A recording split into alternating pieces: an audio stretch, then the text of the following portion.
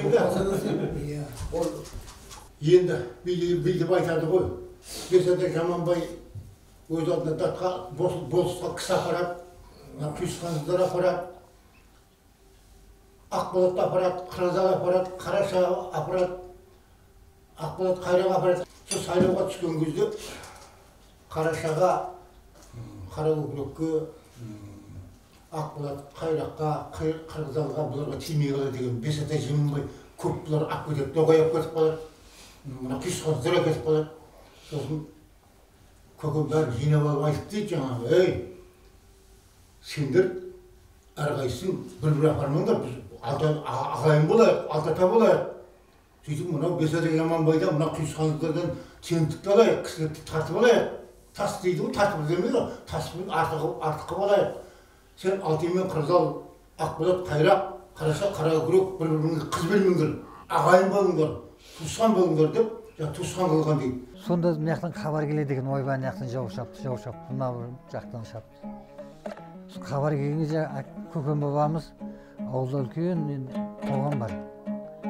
Сол тоғаннан арман қарай бір yüзіп, бермен қарай бір yüзіп өтеді екен тоғаннан. Сол кезде енді ертегіміз жаңа желкесінен бүйтіп қара жал болып шығады екен деп айтады да. Содан жауға шапқан кезде жаңағы енді әскермен шыққанда жаңағы бір қара бұлт құсап, бүркіт құсап, дүлей болып жаудың өзіне енді бұны айып атады да, сондай болып көрінеді екен дейді да, сөйтіп жеңіске жетіп келеді екен дейді.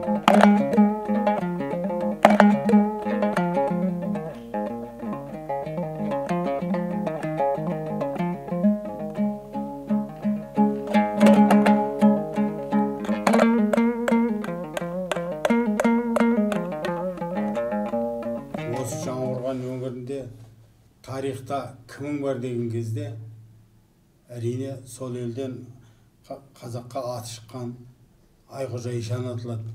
Ал енді соның жанында соның досы болған кезінде Алтата Қоңыратқа ұран болған батыр Көкен аталады. Осы Көкен тарихтан несімен қалды? Қоқанның бектері налог жинауға елге келеді. Налог жиналып біткенше киіз үй тіккізіп қойып, сонда қойныма күнде еркек көрмеген қызды саласын деп бәле шығарған ғой. Сонда намысты кәдімгі жігіттің бірі ғой енді Көкен. Сол барып жаңағы датқаның жіберген өкілін сабап атына мінгізіп, қасына қару жарағын байлып қайтарып жібереді. Содан ол ана Түркістандағы датқаға барып, ол жақтан енді датқа әскерлермен кеп халық қыратын болды деп, елдің бәрі жан-жаққа көше бастайды. Содан сен кетсем, құмның ішіне кіріп кет деп Көкенге де ақыл айтады ғой. Жоқ, өзім туған жерім, өскен жерім, мен бұны тастап қайда барамын деп Көкен кетпей қояды. Сосын Көкен отырып қалғанын көріп, қимылдамай. Жанында, бұл енді Қараша ғой, жанында Қырғызалысы бар, жаңағы басқасы бар, 6 ата жанына кеп тұрады, жігіттерін ертіп. Мына датқаның әскері келсе, соғысамыз деп. Содан Көкен қасына жалғыз ғана Қоңыраттың жан-жақтан адамдар жинала бастайды. Жан-жақтың нелер. Сөйтіп, бұл болып жатқан жағдайды датқаға разведчиктер жеткізген ғой енді, тыңшылар бар ғой. Сөйтіп, датқаның әскері жарты жолдан кері қайтады. Қазір біз дейді, қазақтармен соғысатын болсақ, онда бүкіл қазақтың даласынан келеді, бұларға көмекке деп сонда тоқтатқан ғой біреуінді. Міне, сол Көкен бидің ұрпағы жаңағы осы біздің бауырым Ерден. Иә, айналып келген енді осы балалар отыр ғой қазір жанында. Бұлардың үлкен бабалары Көкен батыр. Онда Көкен батырға мен өзім бір 5 атамен барып қоямын. Иә. Ол Көкеннен бен маңарай жаңа пейіз дейді, Айтөре дейді. Ол кісінің балдар жаңа Баратбек пейіздің баласы. Баратбектің 2 баласы болған Анарбек Алпысбай деген. Менің әкемнің аты негізі Анарбек, шын аты. Содан жеңшелер жаңағы, ой бұна қойшы баланы жүрсің қара, қойшы баланы жүрсің қара деп мазақ атын атай алмай. шалдың баласы Баратбек ауылдың жаңағы әулеттің ең үлкені. Енді жолымыз үйде үлкен біздің. Сөйтіп сол Қойшыбай атанып кетті. Сонымен Қойшыбай дейді ауылдық кісілердің бәрі. Ал Баратбек атамыз болатын болса, ол Баратбек атам жол үлкен болғаннан кейін қазір ауылда үлкен әжелеріміз, апаларымыздың өзі қара шаңырақтап үйге келген кезде есіктің алдында тұрып сәлем салып кіретін. Мен оны өз көзіммен көрдім. Енді Ерданның атасы Баратбек атам, менің әкемнің әкесі Сейітбек, бәрі ағайынды кісілер, бауырлар. Баратбек атамның үйі ерекше болды. Мен ес білгелі, ол атамды менің анам Айшон Ғажи екеуін керемет қатты сыйлайтын еді. Әр уақытта бар, шешемізбен таңертең ерте барады, барып сәлем беріп сол үйде. Төрге де әжем мен атам үйде болса да болмаса да ол кісі сәлем салып сол жерге тағзым етіп жүруші еді. Содан ба бізге ол үй кішкентайымыздан сондай киелі шаңырақ болып қалды есімде. Содан кейін енді өзім кішкене ержете бастағаннан кейін інімді жетектеп барам. Атам өзі бір жағынан қалжыңбас та кісі еді Баратбек атам. Анау әкемді енді інісі ғой, әкемді еркелетеді. Ана кішкентай тасбақа не істеп жатыр деп. Сонда мен жаңа намыстанып, ата сонда сіз үлкен тасбақасыз ба деген ғой енді. Көкен батырдың бабамыздың мазаратын өзі қолменен басында болып қона жатып, басшылық жасап, кірпішін қалатып, соны бітірген кісі ол Қойшыбай менің әкем еді. Біз өзі 9 жанбыз. 9-дан қазір 7-еуміз бармыз. Құдайға шүкір. Өзімнен келгенім Қызылордада, одан келгенім Алматыда, одан кейін бір қарындасым Юбилейде, бір қарындасым Келінтөбе совхозында, бір қарындасым Жаңақорғанда. Құдайға шүкір барлығым әйтеуір Құдайдың бергені өсіп немере сүйіп дегендей әйтеуір. Осы Ердан қайным біздің әулеттің Алматыға барған қара шаңырағына айналды. Сол жердегі ағайындардың барлығы жинап, сол бір отбасындай болып, сол жерде тарайды. Оның барлығын ұйымдастырып, барлығының мерейін келтіріп отырған мен Гүлжараш келінім, оған дән ризамыз. Рахмет, алғысымыз шексіз. Бір ауылдың қара шаңырағы болып десек, соның артын ала 2001 жылы біздер келдік. Әпшелердің, інілердің Гүлжараш, ерден жаңа бауырларын бәрін осы жерден күтіп алды. 84 жылы осы кісінің әпшесі Гүлбаршын деген ауылға тұрмысқа шыққан еді. Енді ауылдың балдарын, жігіттерін білесіздер ғой, енді ол кезде ауылға келген қыздың көріп қалу, сөйлесіп қалу деген. Сонда жолдасым Гүлжарашқа ойымды білдірейін, көңілімді білдірейін деп барып жаңағы әпшесінің үйіне. Соны ойымды айтып жеткізіп бірдеме қылып. Бұл кісі сразу деген жоқ, бірақ мақұл кейін көрейін айтайын дегенде қылды. Сонымен бұл енді аузынан кішкене жылы сөз шығып қойды дедім да. Бірінші рет кездескен кезде түрін айтпашы, қандай болды түрін? Бірінші кім үшін кімге қарады деймін ғой енді. Индийский махаббат сияқты ма дегенде. Негізі біз сол Қайраттың тойында көрдім ғой мен сол кезде. Енді қайта-қайта биге шақырып солай болып жүрді. Шаш деген өсіп кеткен иығынан келеді. Сол кездің модысы ғой енді. Жаңағы шалбарды тырыстырып киіп алған модный жігіт болып жүрді. Одан жаурап кеттік деп, ноябрь айының аяғы ғой, жаурадық деп неғып едік қыздар. Сонымен үйге жүріңдер жылытамыз деп үйіне бардық, Ерденнің үйіне.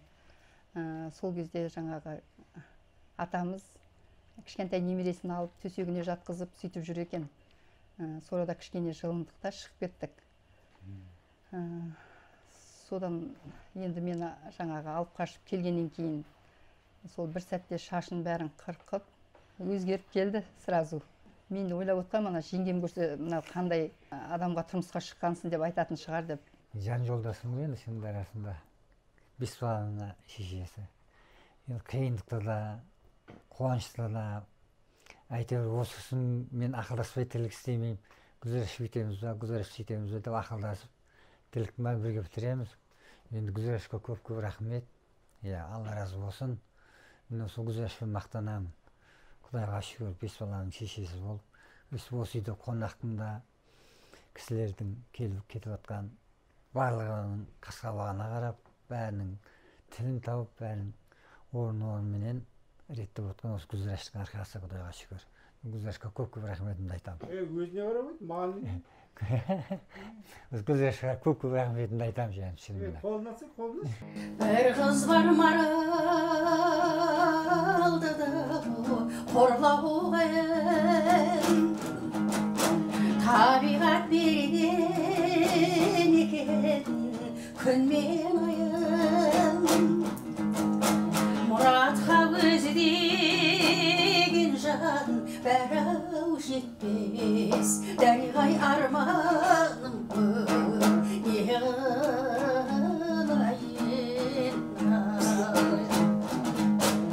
ахау жалған қосыли орған екау бағлан екеуі туған екен бір анадан бозбала қалмақ апай бұл жалғаннан жігіттің арманы жоқ сүйгенді алған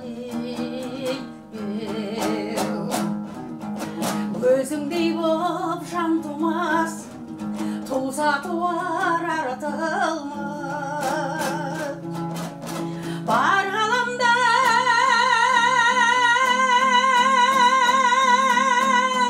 жарықты одариғай дәулік тас бағдат мысыр шын-машын іздесем орланы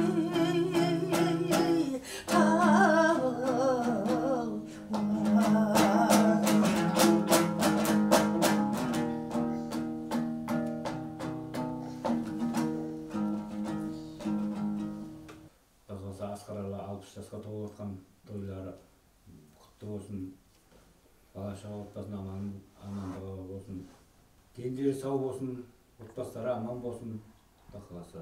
Отбастарың деп сөйлесей. Қарым-қатынаста сол құда болып жатырмыз. Сол құдалығымыз 1000 жылдық болсын, күйеу 100 жылдық болсын. Әрқашанда сол сіз біздігіміз мықты болсын. Отбасыңа келсек, осындай сіз біздік жақсы күндерімізде бірге бола берейік сол. Осылай балдардың тек қана жақсылығын, қуанышын бірге бөлісіп жүре берейік. Сол бар жақсылық тілеймін құдағайыма. Сол бақытты шаңырақта отырмыз қазір. Бауырымның 60 жылдығы құтты болсын тағы да.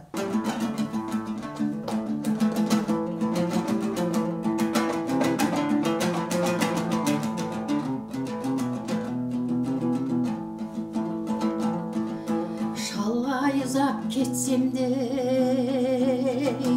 өз анамдай аңсаған көкорай шалғын белсен де шынға шықтым мен саған өмірімнің жастық шағы өткен қырашым жастығы дәурен өтсе жайнап тұрарсың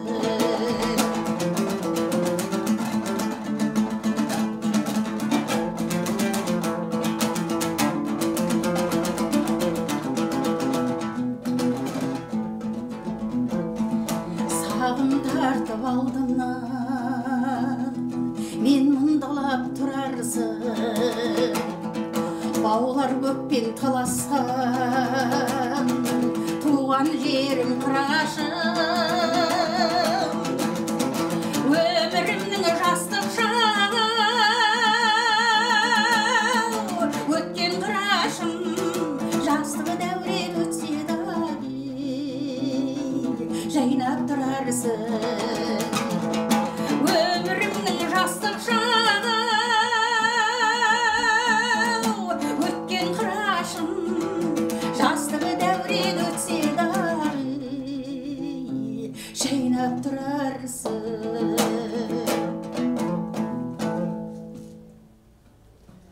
деп ән салыпты ғой бауырларымыз. Ата мен әжеме ең қатты алғыс айтамын.